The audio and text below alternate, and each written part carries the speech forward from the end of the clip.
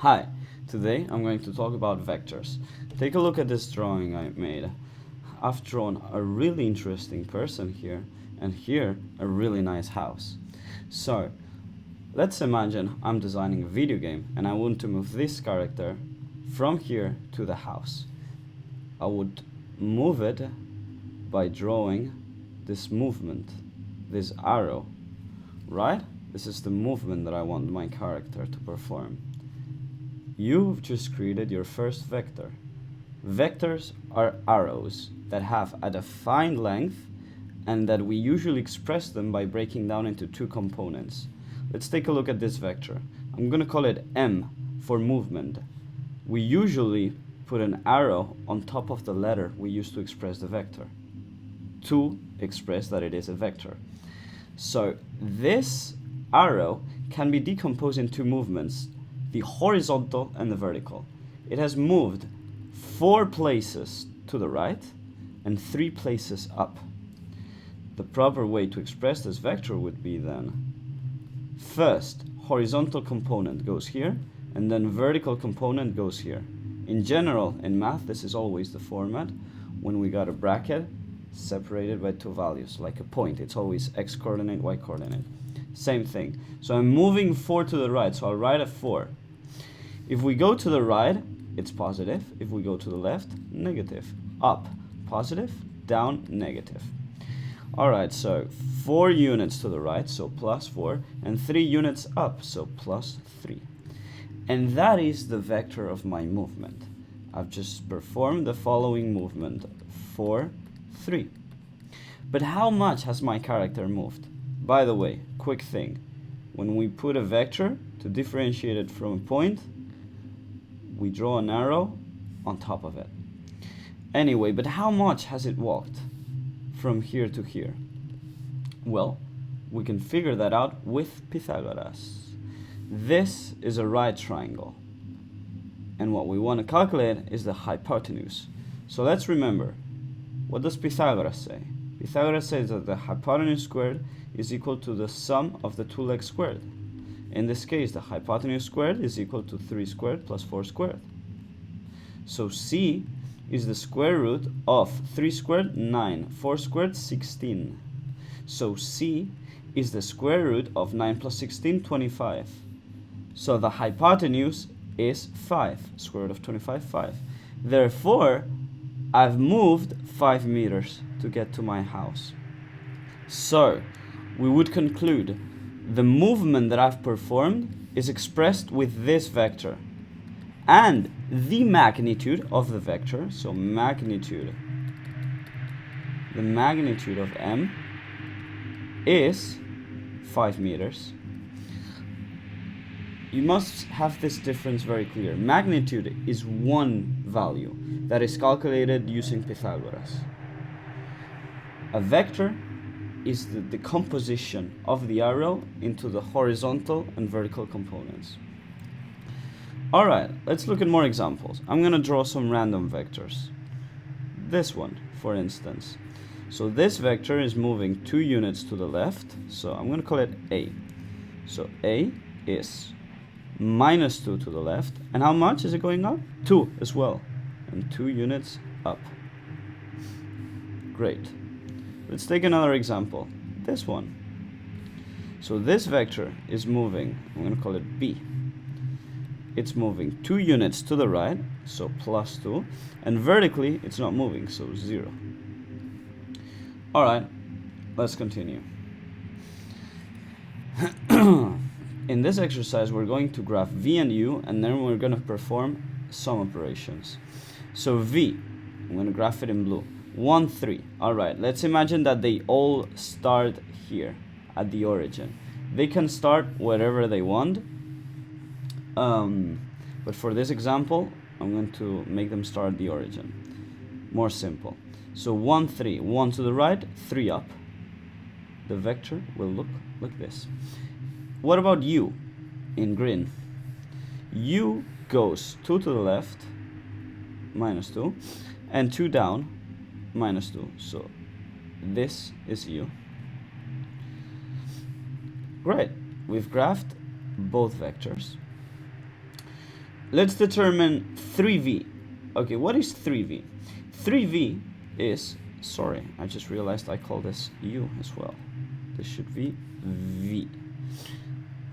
3v is multiplying v by 3.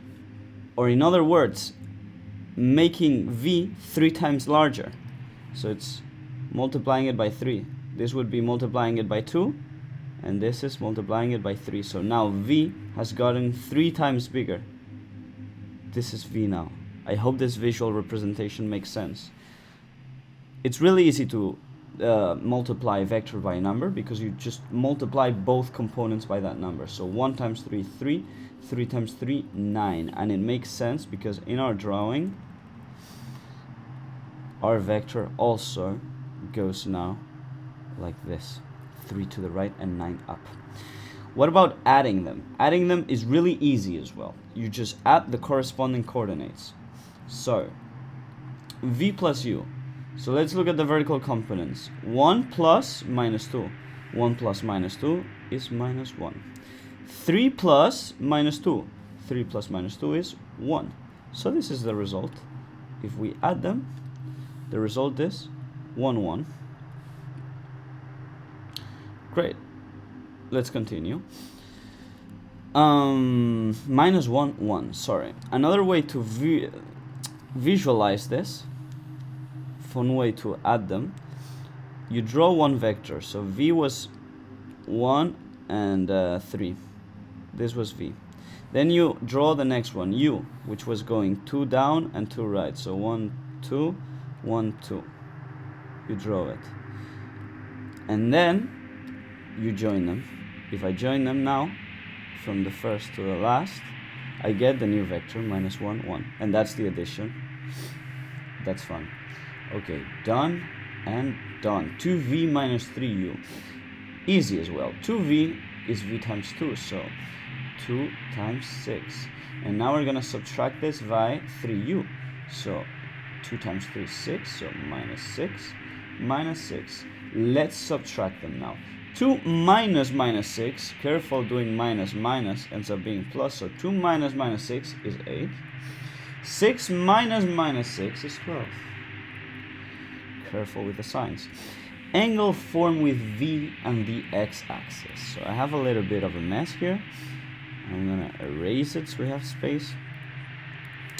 So let's look at v. So v went 1 to the right, 3 up. And we want to know this angle, the angle it forms with the x-axis. Alright, so I'm going to create a right triangle. And we already know trigonometry, so this shouldn't be hard. I know that this triangle has, for this angle, adjacent side 1, opposite 3. Who am I going to use? Sine, cosine, or tangent? I am going to use tangent, because I have adjacent and opposite. That's tangent. So tangent of the angle I'm looking for is going to be equal to opposite, 3, adjacent, 1. So A will be the arctan of 3 divided by 1. You go to your calculator and you check it. Make sure your calculator is in degrees if we're working on degrees, or radians if we're working with radians. If you don't know what radians are, it's okay. Let's proceed. Let's take a look at this exercise. If v is the following vector and u is the following vector and v plus u is 1, 1, find k and z. Okay, let's analyze this problem. I know that when I add v plus u, I'm going to add corresponding component with corresponding component, and I'm going to get this. So when I add them, I know I will perform the following. 2 plus k, right? First component, plus minus 2k. And from this operation, I'll get 1. I just created an equation. Let's solve it. These brackets, I can get rid of them. So 2 plus k minus 2k equals 1. I'm going to pass the 2 to the other side. So, and I'm going to simplify. K minus 2k is minus k. And 1 minus 2, that is minus 1. Therefore, k is 1. Just got it. And this is the only option that works. let's try to find z now. I know when I add this with this, I'll get this. So minus 3, so minus 3 plus z, I should get 1. That's an equal sign. This is a very simple equation. That's 1 plus 3. So z is 4. And it is the only possible value that z can have. I just solved the exercise.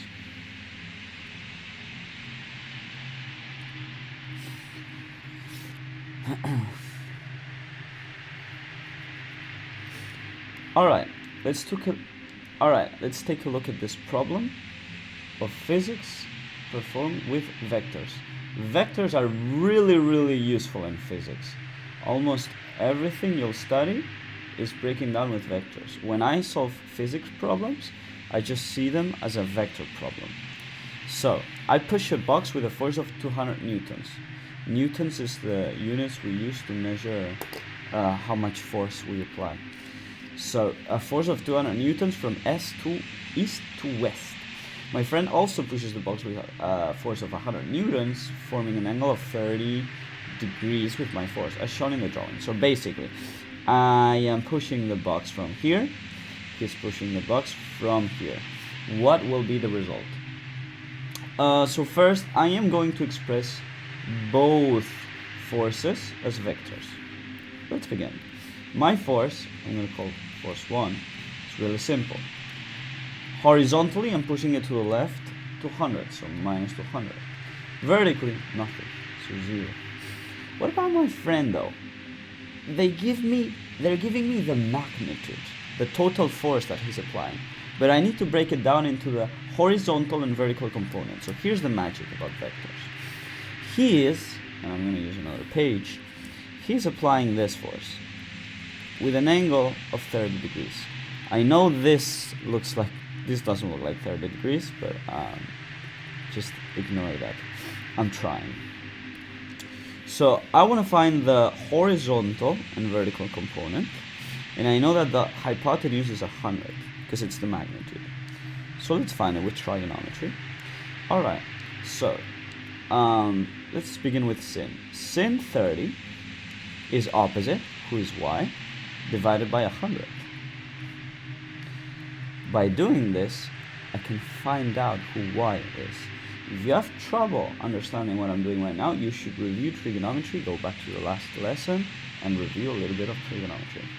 So y, in this case, is sin 30 times 100. Perfect. How much is this? I don't know. I'm going to check it in my calculator. 50 newtons. Let's go for the x component. Let's use cosine for the horizontal. So cosine 30 is adjacent, who's x, divided by 100. Therefore, x is cosine 30 times 100. Simple. Now, let's use our calculator to find out how much this is. Alright, so, basically, in summary, I am applying the following force. We found it before. Minus 200, 0. And he's applying the following force. So, horizontally, he's also pushing to the left. So, minus 86.6. And vertically, he's applying a force of minus 50 because it's going down. Great. So, the total force that we're applying is the sum of both. So, if I add both forces, now that I have them as vectors, I'll get the following. Minus 200 plus minus 86.6 is minus 286.6, and 0 plus minus 50, minus 50. So that's the total force that I'm applying as a vector. It's the force that's affecting the box. And as a magnitude, well, we apply Pythagoras. Magnitude is always this squared plus this squared, square root. So that's what the magnitude is. You don't have to worry about signs, because I'm gonna write them, but you don't have to do it. Because if you put the sign, since you're squaring it, it will always become positive. So give me a second. I'm gonna see how much this is. Alright, just calculated it. This is 290.9 newtons So this is the total force that now the box is experimenting. There could be one last question. In which direction is the box moving? Alright, so we know now that the box is being moved with this force. So I'm going to copy it again in another page. We said minus 286.6 comma minus 50. Alright, so it's going minus 286 to the left and minus 50 to the right. So more or less it's moving like this. I want to find out this angle to know exactly in which direction I'm moving the box. Well, that's simple. It's again trigonometry. If this is 286.6 and this is 50, with the negatives if you want, it doesn't really matter. Tangent of the angle is opposite, 50. Adjacent, 286.6. So if you want to find this angle, just perform the arctan, or tan minus 1, of 50 to 86.6. And I'm too lazy to do this. So if you want, you can do it, and you'll figure out this angle, in which direction I am now moving the box. Alright, so this is everything. I hope everything is clear and you understand vectors. Quick summary. Vector is just an arrow. I can add them, I can multiply them by constants. I can also multiply vectors, but we're not going to get into that. By now, you should be fine. We use them a lot to solve real-life physics problems. Hope this was helpful. Bye.